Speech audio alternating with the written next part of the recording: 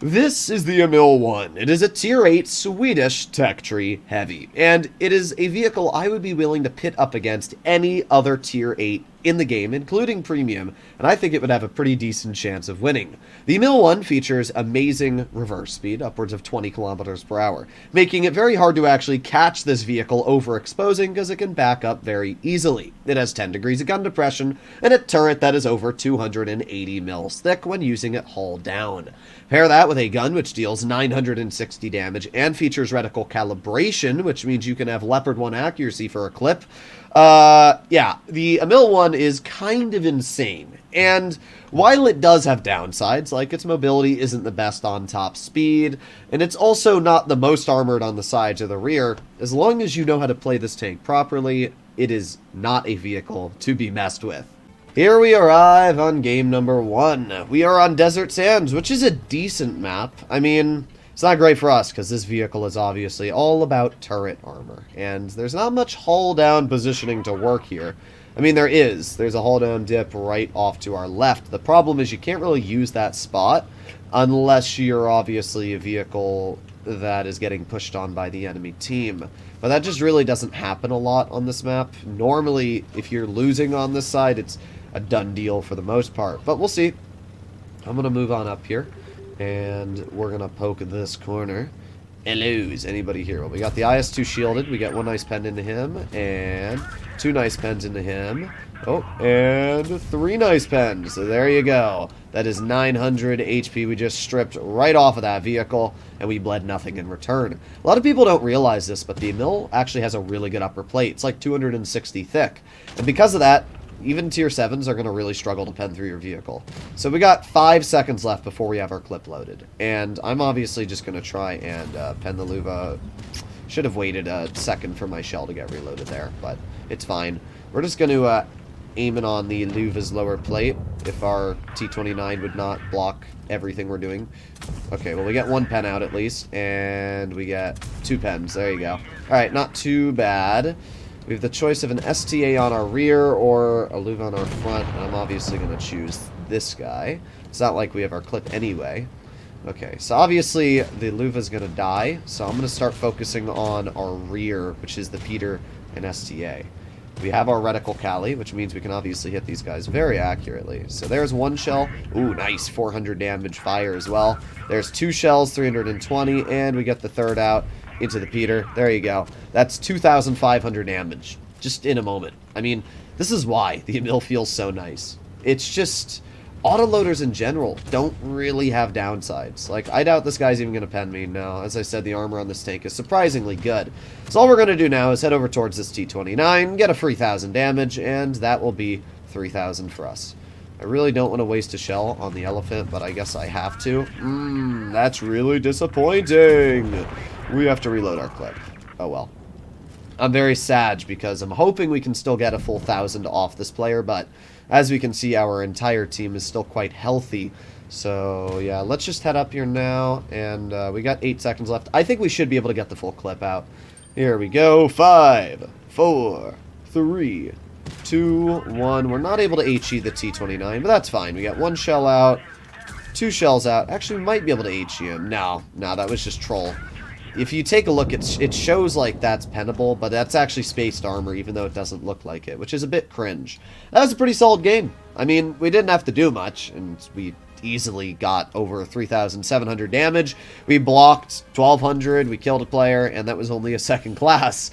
I mean, this tank is just super easy to do well in. There was really no effort needed to be put into that game. But yeah, this is why I personally really like the Emil 1, because it's just such an effective tank when you're using it, even on flat ground. Okay, second battle. Up against us, we have pretty bad tier 7s.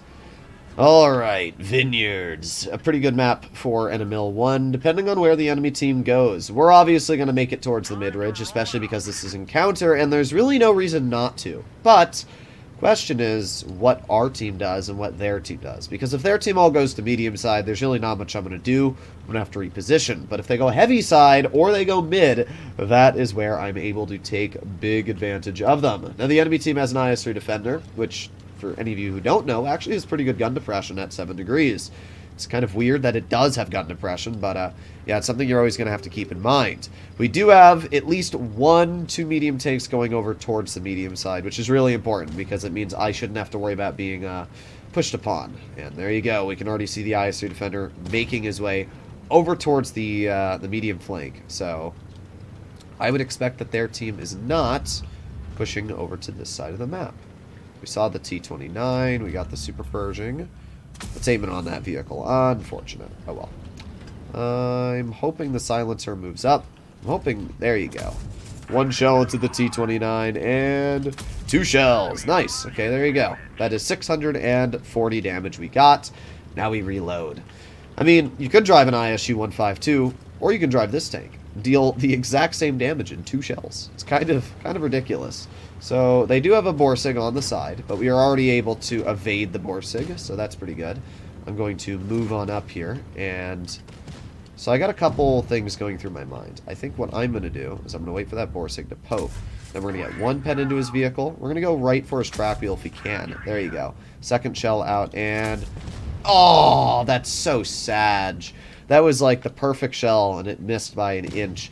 Now we have the Judo, but I don't know how much help that's going to be as he's oblivious. We still got to wait another 7 seconds before we can get our shell back.